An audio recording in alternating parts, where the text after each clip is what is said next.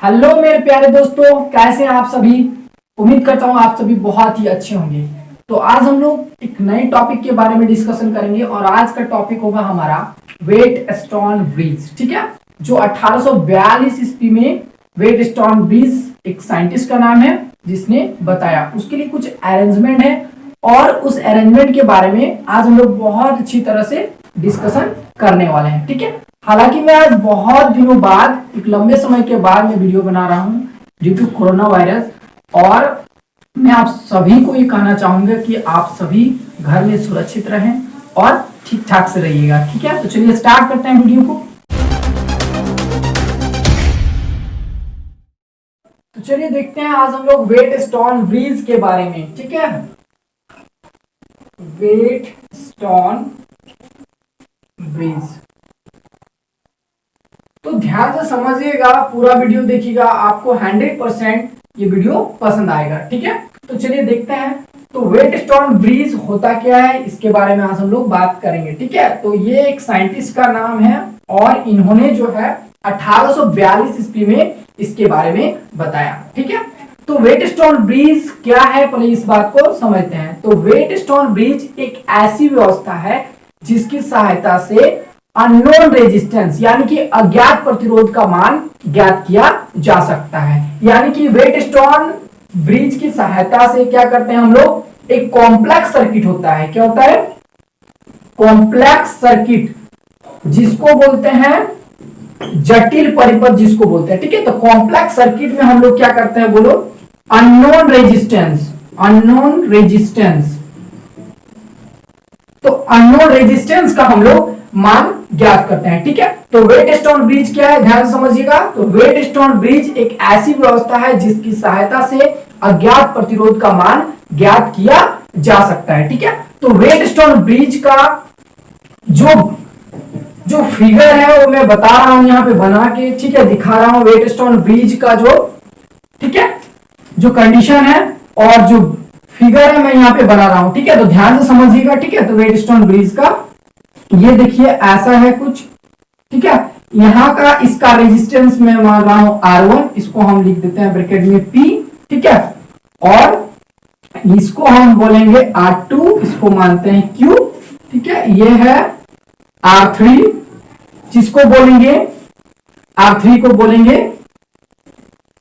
R। ठीक है, और यहां है R4, R4 को बोल मान रहे हैं S। ठीक है, और ये जो है इसको एक बैटरी से जोड़ दिया गया है। ठीक है, यहां पे क्या लगा हुआ है, कुंजी लगा हुआ है। कुंजी मतलब प्लग की। ठीक है, स्विच जिसको बोलेंगे। ठीक है, तो यहाँ पे एक स्विच की लगा हुआ है। ठीक है, और इस परिपथ में को क्या किया गया है, एक वायर से कंप्लीट कर दिया गया है। बात समझ में आया? अब देखते हैं यहाँ पे एक गैल्वेनोमीटर जुड़ा हुआ है। ठीक है, क्या जुड़ा हुआ है, एक गैल्वेनोमीटर। ठीक है, तो गैल्वेनोमीटर क्या होता है, जो धारा को मापता है। ठीक है, गैल्वेनोमीटर का मतलब होता है धारा मापी। धारा मापी का मतलब जो धारा को मापता है उसको धारा मापी बोलते हैं। ठीक है, तो ये है गैल्वेनोमीटर का सुई। बात समझ में आया? तो ध्यान से समझिएगा। तो बैटरी के पॉजिटिव टर्मिनल से क्या होगा, करंट निकलेगा। बात समझ में आया? और इस परिपथ में ऐसे, यानी कि एनोड से निकलकर धारा कैथोड में आएगा, यानी कि करंट ऐसे फॉलो करेगा। ठीक है, और कितना कितना करंट अभी प्रत्येक वायर में फॉलो करेगा ये मैं अभी बताऊंगा। बात समझ में आया? तो सबसे पहले एक बार और समझ लेते हैं कि वेट स्टोन ब्रिज क्या है। तो वेट स्टोन ब्रिज एक ऐसी व्यवस्था है जिसकी सहायता से अज्ञात प्रतिरोध यानी कि अननोन रेजिस्टेंस का मान ज्ञात किया जा सकता है। अब देखिए, ध्यान से समझते हैं इस बात को। ये वेट स्टोन ब्रिज का बनावट है। ठीक है, क्या है, वेट स्टोन ब्रिज का बनावट है, स्ट्रक्चर है। बात समझ में आया? अब देखो, ध्यान से समझो, यहाँ पे जो R1 और R2 है ये ज्ञात प्रतिरोध होता है। ठीक है, ये क्या है बोलो, ये है ज्ञात प्रतिरोध। ज्ञात प्रतिरोध का मतलब समझते हैं, ज्ञात प्रतिरोध जिसको बोलते हैं, ठीक है, जिसके बाद जिस प्रतिरोध का वैल्यू दिया हुआ रहता है। ठीक है, हम लोग जानते हैं उसको बोलेंगे ज्ञात प्रतिरोध। बात समझ में आया? R1 R2 दिया हुआ रहता है। ठीक है, यहाँ पे जो R3 है, R3 को मैं ऐसे कर दे रहा हूं, इसका मतलब है कि R3 जो है, R3 होता है परिवर्तनशील प्रतिरोध बोलते हैं, जिसको बोलते हैं धारा नियंत्रक। क्या बोलते हैं? धारा नियंत्रक, यानी कि परिवर्तनशील प्रतिरोध, ठीक है,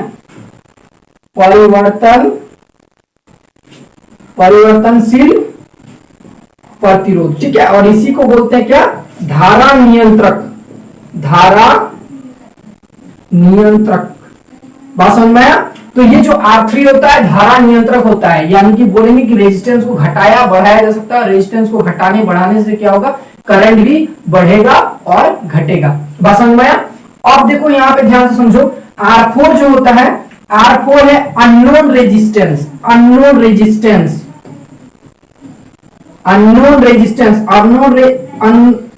रेजिस्टेंस का मतलब अज्ञात प्रतिरोध, ठीक है, अज्ञात प्रतिरोध जिसका मान हमको क्या करना है, ज्ञात करना है। यही है R4 अननोन रेजिस्टेंस जिसका मान हमको क्या करना है, वेटस्टोन ब्रिज की सहायता से निकालना है। बात समझ में आया। अब देखो ध्यान से समझो, सब चीज यहां से समझ में आएगा।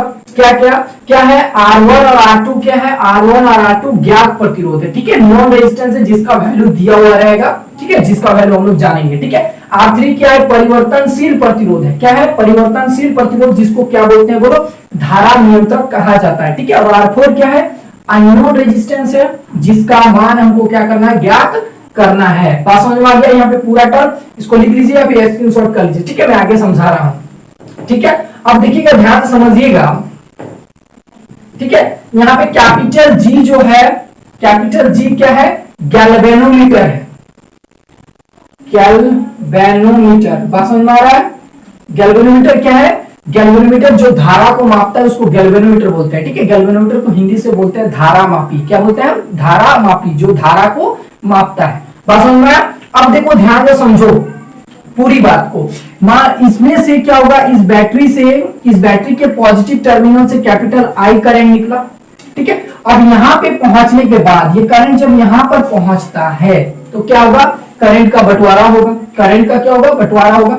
मान लो इस वायर से बहने वाली धारा I1 है, तो इस वायर से बहने वाली धारा कितना होगा बोलो, I करंट में I1 को माइनस कर देंगे तो जितना बचेगा वही करंट इस वायर से फॉलो करेगा, यानी कि यहां पर बहने वाली धारा कितना हो जाएगा बोलो, I माइनस I1, ठीक है। I करंट में यहां I करंट यहां तक पहुंच रहा था, उसके बाद इधर से मान लो कि I1 करंट प्रवाहित हो रहा है, तो इस वायर से कितना होगा, I में I1 माइनस कर दिए तो जितना करंट बचेगा उतना करंट इस वायर से प्रवाहित करेगा। बात समझ में आ गया। हाँ गुड। अब मान लो कि गैल्वेनोमीटर से बहने वाली धारा Ig है, सपोज दैट Ig क्या है, Ig है, Ig को लिखेंगे क्या, गैल्वेनोमीटर से बहने वाली धारा, ठीक है। तो गैल्वेनोमीटर से बहने वाली धारा Ig है। बात समझ में आ रहा। यहां से Ig करंट आ रहे हैं तो इस वायर से कितना करंट फ्लो होगा बोलो, I1 करंट यहां तक पहुंच रहा था जिसमें से Ig करंट गैल्वेनोमीटर से प्रवाहित हो गया। अब यहां से कितना करंट फ्लो होगा बोलो, I1 में Ig को माइनस कर देंगे, जितना बचेगा उतना ही करंट इस वायर से प्रवाहित होगा, ठीक है। अब इस वायर से बात करेंगे, यहां तक आ गया करंट, यहां तक पहुंच गया, इससे आया इतना I माइनस I1, इधर से आ रहा है Ig, तो इस वायर से कितना करंट फ्लो होगा, देखो इधर से आ रहा है आपका I माइनस I1, ठीक है, और इधर से आपका आ रहा है Ig, तो इधर जो करंट प्रवाहित होगा वो कितना होगा बोलो, इधर से आ रहा है आपका I माइनस I1 और प्लस Ig। बात समझ में। तो इतना करंट जो है इस वायर से प्रवाहित करेगा।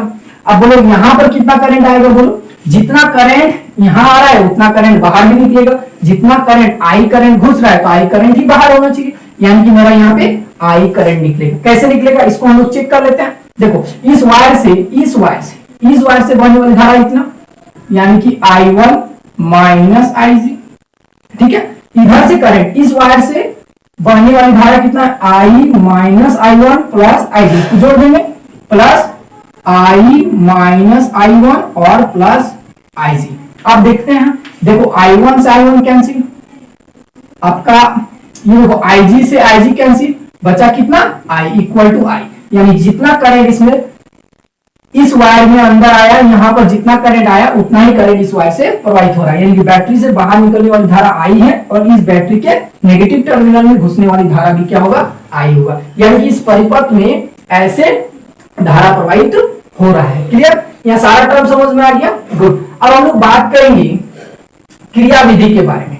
ठीक है, मैं एक बार और यहाँ पे समझाना चाहूंगा क्या कि वेटस्टोन ब्रिज क्या है। वेटस्टोन ब्रिज एक ऐसी व्यवस्था है जिसकी सहायता से अज्ञात प्रतिरोध का मान ज्ञात किया जा सकता है, जिसमें से यहाँ पे I1 I2 दो ज्ञात प्रतिरोध है, I3 धारा नियंत्रक है जिसको हम लोग चेंजिंग रेजिस्टेंस यानी कि परिवर्तनशील प्रतिरोध कहते हैं। बात समझ में? I4 क्या है, यहाँ पे R4 क्या है, R4 है अननोन रेजिस्टेंस, R4 है अननोन रेजिस्टेंस जिसका मान हमें ज्ञात करना है। बात समझ में आया?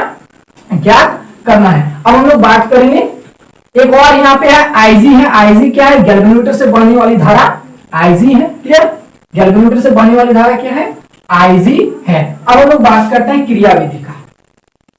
क्रिया विधि या फिर सिद्धांत जिसको बोलेंगे, सिद्धांत भी बोल सकते हैं, जो वेटस्टोन ब्रिज ने बताया था। ठीक है, प्रिंसिपल। अब देखो प्रिंसिपल को ध्यान से समझो। प्रिंसिपल क्या होता है, देखो जब कुंजी के को दबाया जाएगा, ध्यान से समझना, जब कुंजी के को दबाया जाएगा तो क्या होगा बोलो, इस परिपथ से धारा प्रवाहित होने लगता है।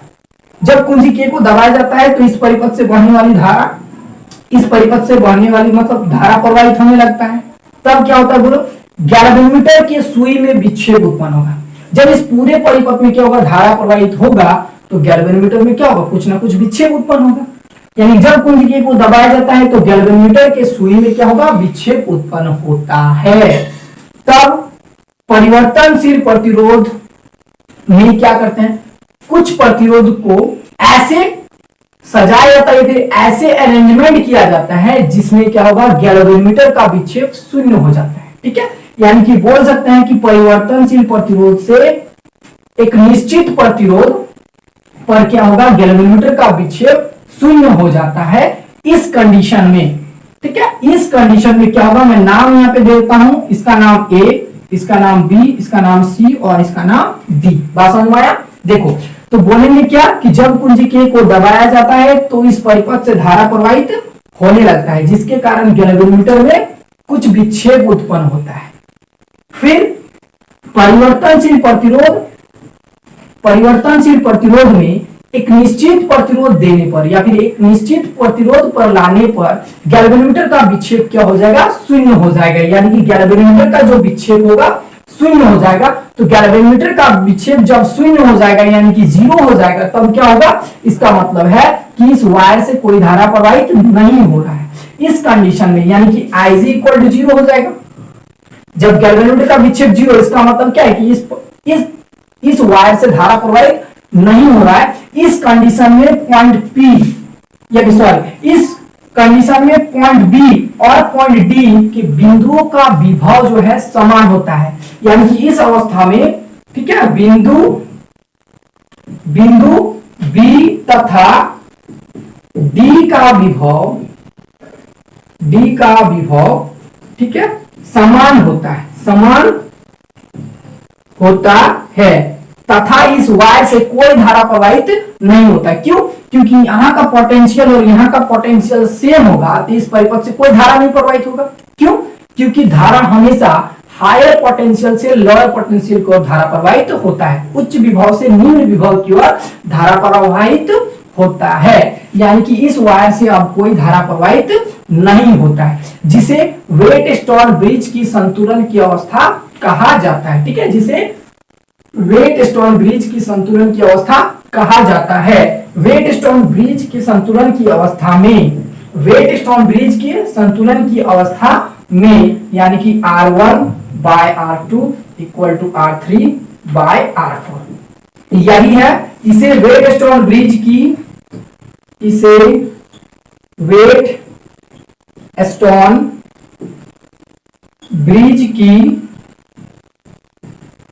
संतुलन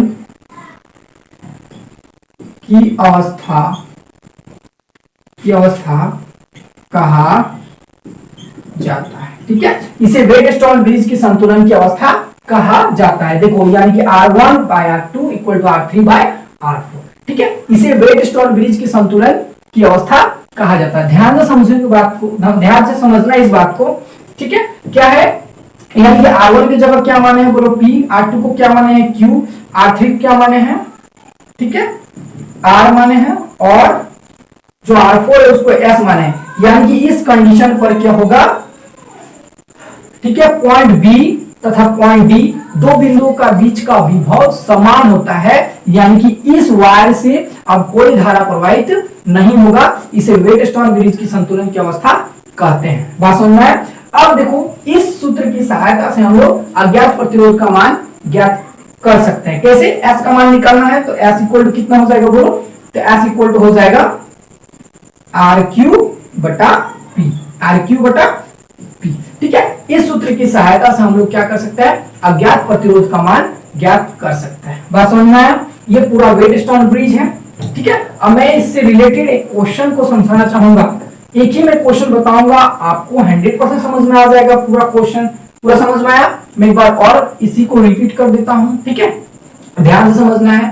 वेटस्टोन ब्रिज क्या है? वेटस्टोन ब्रिज एक ऐसी व्यवस्था है जिसकी सहायता से अज्ञात प्रतिरोध यानी कि अननोन रेजिस्टेंस का मान ज्ञात किया जा सकता है। बात समझ में आया?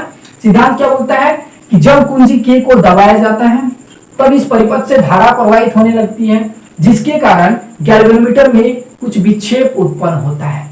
फिर परिवर्तनशील प्रतिरोध में एक निश्चित प्रतिरोध पर गैल्वेनोमीटर का विक्षेप शून्य कर दिया जाता है, ठीक है। एक ऐसा प्रतिरोध रखेंगे जिस प्रतिरोध पर गैल्वेनोमीटर का विक्षेप यानी गैल्वेनोमीटर का जो सुई है उसका विक्षेप शून्य हो जाता है।